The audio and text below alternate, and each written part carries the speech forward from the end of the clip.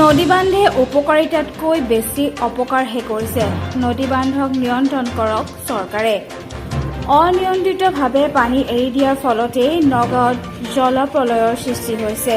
নগৰ প্ৰাক্তন কেন্দ্ৰীয় মন্ত্ৰী ৰাজেন গোহাঁইৰ মন্তব্য।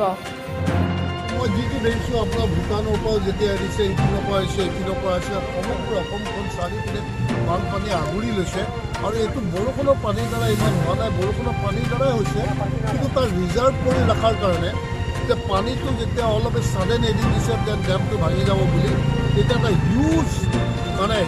হিউজ ভলিউম অফ ৱাটাৰ আহি গৈছে, যিটোৱে আপোনাৰ গোটেই চাৰিপিনে প্লাবিত কৰি চাৰিপিনে ধ্বংস কাৰ্য কৰিছে।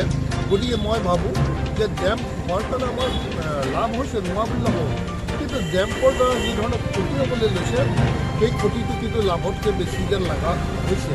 আৰু গতিকে মই ভাবোঁ যে প্ৰতি বাৰে এইটো হোৱাতকৈ চৰকাৰে ডেম অথৰিটিৰ লগত আলোচনা কৰিব লাগে যে কেনেকৈ কিমান ভলিউমত পানী এৰিব আৰু কি ধৰণে এৰিব।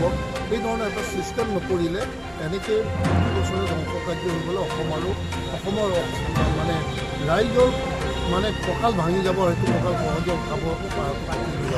বানপানী হৈছে, অলপ দূৰ উঠিছে, পানী উঠিছে, কিন্তু এফালৰ পৰা ধ্বংস কৰি যোৱা নাই।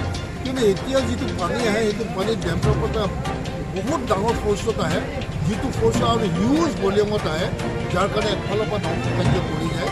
আৰু আগৰ যিটো বানপানী আছিল পৰ্যায়ক্ৰমে বৰষুণৰ পানী উঠি এটা ৱাটাৰ লেভেলটো ৰেইজ হয় বা সেইটো কাৰণে ইমান এটা ডাঙৰ ক্ষতি নহয়, কিন্তু এতিয়া ক্ষতিটো ভয়ংকৰ ক্ষতি হৈছে। গতিকে এই কথাটো গভৰ্ণমেণ্ট অফ ইণ্ডিয়া আৰু আছাম গভৰ্ণমেণ্টৰ লগত অকণমান আলোচনা কৰি কেনেকৈ ইয়াক নিয়ন্ত্ৰিত ৰূপত পানী এৰিব পৰা যায় সেই কথাটো বিচাৰোঁ। এইবাৰ নগাঁৱৰ যিমানখিনি মীন পালক আছে তেওঁলোকৰ অধিকাংশৰে ফিচাৰীসমূহৰ পানী।